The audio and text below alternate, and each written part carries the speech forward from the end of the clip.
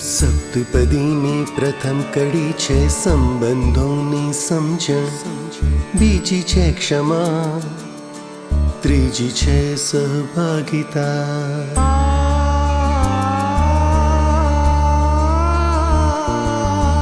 ચોથી કડી છે સુખની શોધ, પાંચમી છે ચાહત, છઠ્ઠી કડી છે આદર અને સાતમી અદ્વૈત.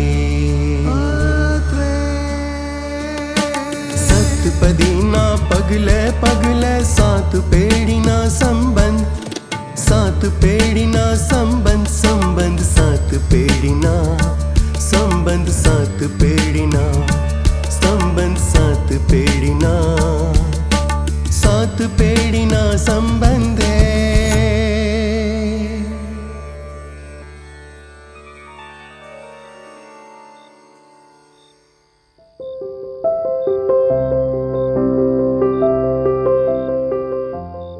પ્રકરણ 5. સુગંધા કેવી લાગી?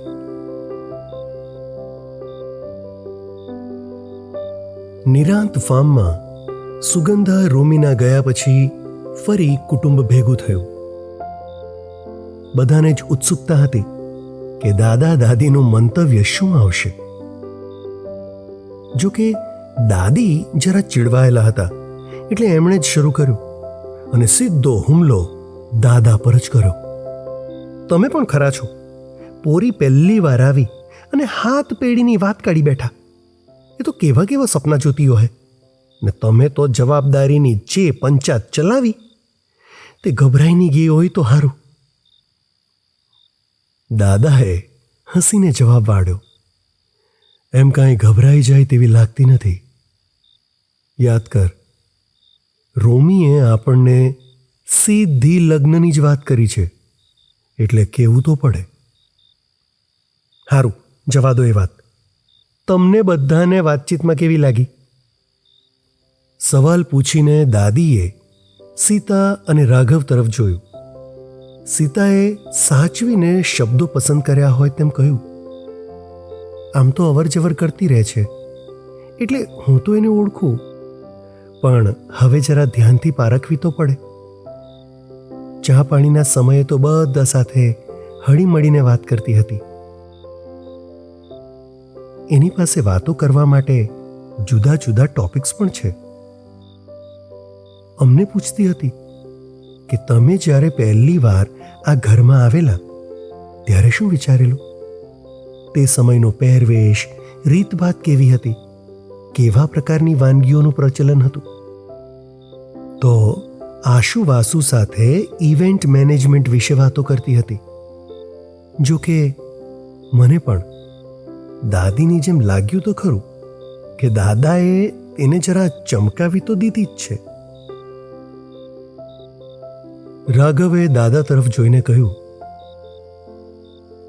મારી સાથે વાત કરતી વખતે થોડી સાવધ રહીને વર્તતી હોય એવું લાગ્યું. જો કે ખુલ્લા મનની તો લાગી, સાથે નિર્ભય પણ. મને પૂછતી હતી કે તમારું બિઝનેસ રોમી સંભાળશે કે સંભાળી શકશે તેવું તમને લાગે છે?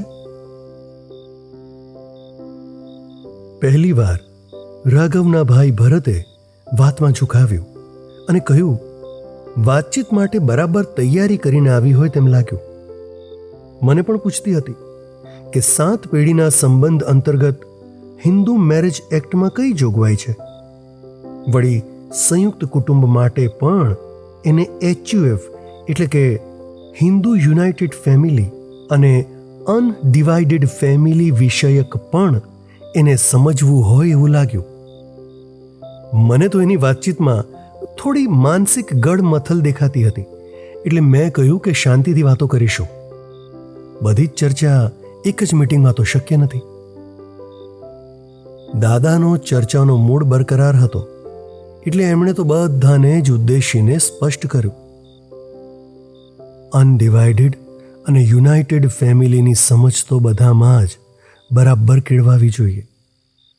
આજે તો સૌ સંપીને રહેતા છો, તેથી ડિવિઝનના મુદ્દા ઊભા નથી થતા. પણ ડિવિઝન નથી થતું એટલે સંપીને રહેવું પડે છે એવું માનતા હોય તો ભૂલ છે. એના કરતાં સંબંધો પ્રેમાળ રહ્યા છે એટલે યુનાઇટેડ રહી શકાય છે અને અનડિવાઇડેડ છીએ તે બરાબર સમજાવવું જોઈએ. ફક્ત સુગંધાને જ નહીં, તમને બધાને પણ. કારણ કે હવે રોમી સુગંધાથી ચોથી પેઢીના વંશીય વિસ્તારની શરૂઆત થાય છે. રોમીની પિત્રણ બેન આશુએ લાડકા અવાજમાં કહ્યું, દાદા, તમારી લેંગ્વેજ તો સમજવી ભારે પડે એટલી લેન્ધી છે. દાદી સાચું કહે છે, તમે સુગંધાને ગભરાવી જ મૂકી. હું એની જગ્યાએ હોઉં તો ચોક્કસ જ ગભરાઈ જાઉં. દાદીએ સૂર પુરાવ્યો, તે જ ને, મારે તો એટલું જ કહેવું છે કે આટલી ભારે ભારે વાત કરો તો પોરી ભાગી છૂટે જો. એટલે આસુની બેન વાસુ બોલી, દાદી, મજાક છોડો. હું તો માનું છું કે ફક્ત રોમી કે સુગંધાએ જ નહીં, દાદાની વાતો તો અમારે પણ સમજવી જોઈએ. દાદાએ પોતાનો મુદ્દો સમજાવતા ભારપૂર્વક કહ્યું, મારે તો તમને સૌને પણ એ જ સમજાવવું છે કે લગ્ન કરવાનો નિર્ણય ક્યારેય ઉતાવળે ન લેવો. અમે તમારા માતા પિતા કે બીજા કોઈને પણ નથી લેવા દીધો. વળી આશુ ટપકી, તો દાદા, એક વાત કહું? દાદાએ પણ સવાલ જવાબ ચાલુ રાખ્યા. હા બોલ, મનમાં શું ચાલે છે? આશુ કે, તો લગ્ન ન કરી ને લિવ ઇન રિલેશનશીપમાં રહી શકાય? હવે દાદી અકળાયા. આય હાય, આ પોરી હું વિચારીને બોલતી છે. ચાલો ચાલો, અહીંયા તો હવે આ બીજો જ ટોપિક શરૂ થવાનો. લિવ ઇન ફીવિનનું ચક્કર નહીં જોઈએ, હા પોરી? કોણ જાણે ક્યાંથી આવું ભૂસું મગજમાં ભરી લાવતા દે હું. દાદીને ચીડવાયેલા જોઈ આશુ વાસુ તો ચૂપ થઈ ગયા, પણ દાદાએ તો ફંટાયેલી વાતનો દોર સાંધી ટોળામાં રહેવાતા સહજ કુદરતી જીવન, ઉત્ક્રાંતિમાં લગ્ન સંસ્થાનો ઉદ્ભવ કેમ અને કેવી રીતે થયો, વિવિધ જ્ઞાતિ કોમની પરંપરાગત માનસિકતા, આમ કંઈ કેટલા મુદ્દા ઉઠાવી છેલ્લે કહ્યું, આ બધા વિશે નિરાંતે ચર્ચા કરીશું. દાદીએ તો મૂળ તંતુ પકડી જ રાખ્યો હતો કે સુગંધા વિશે બધા શું વિચારે છે, એટલે વળી પાછી એણે સુગંધાની જ વાત શરૂ કરી. ત્યારે રોમીના કાકા કાકી ભરત અને ઉર્મિલા વારાફરતી બોલ્યા. ભરતે તો સુગંધાથી પ્રભાવિત હોય તેવું મંતવ્ય આપ્યું. સુગંધા આપણા કુટુંબમાં ભળી જાય તેવી તો છે. મારી સાથે વાત કરતી વખતે ફેમિલી ડાયનામિક્સ સમજવાની એની ઉત્સુકતા નજરે તો ચડતી હતી.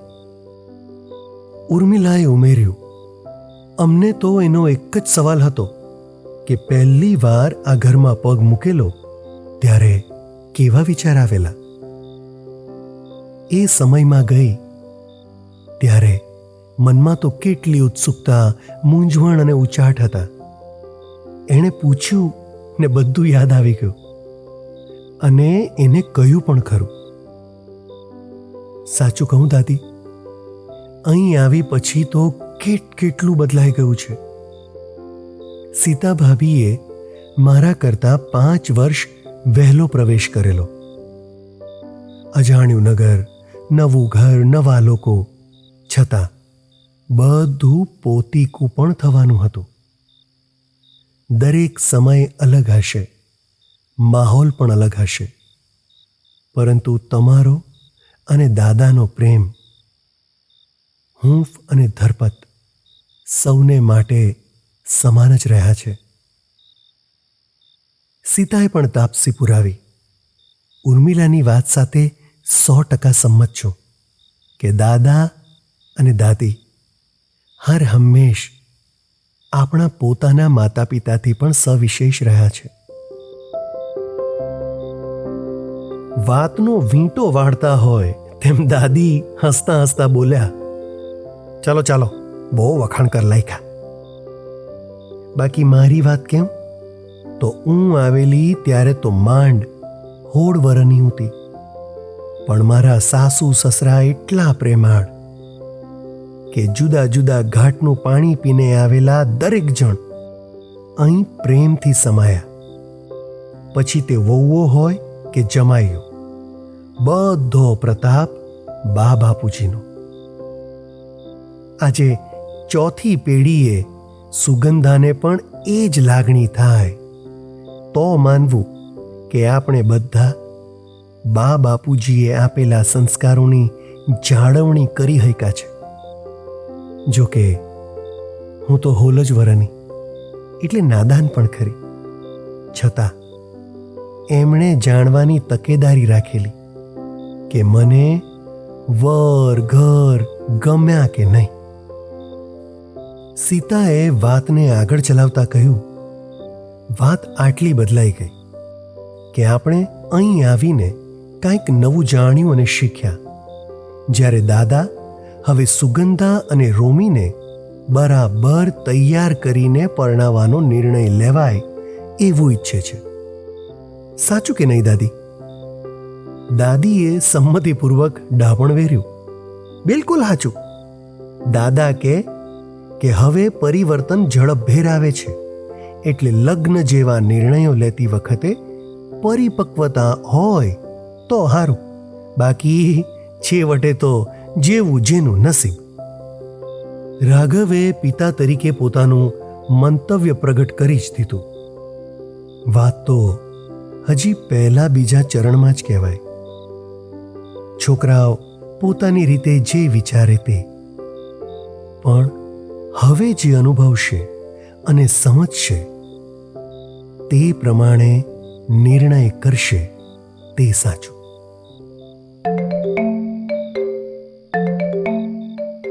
વાતનો દોર તો ચાલુ જ હતો.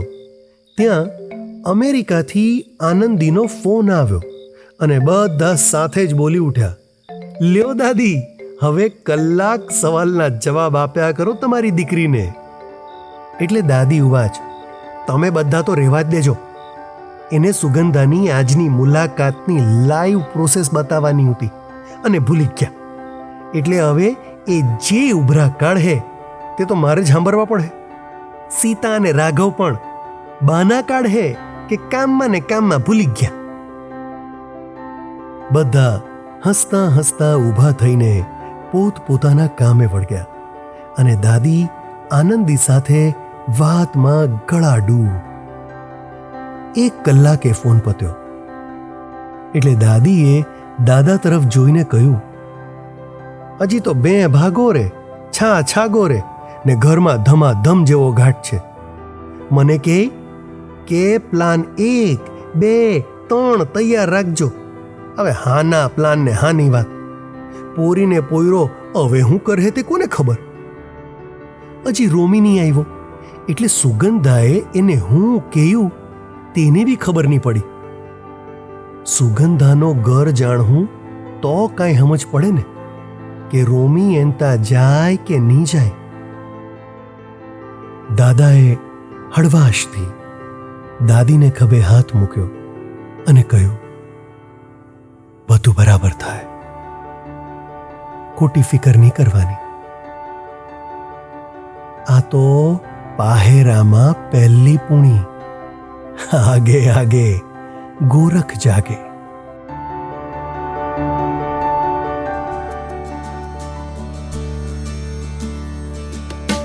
સતપદીના પગલે પગલે 7 પેઢીના સંબંધ, 7 પેઢીના સંબંધ, સંબંધ 7 પેઢીના સંબંધ, 7 પેઢીના સંબંધ, 7 પેઢીના 7 પેઢીના સંબંધે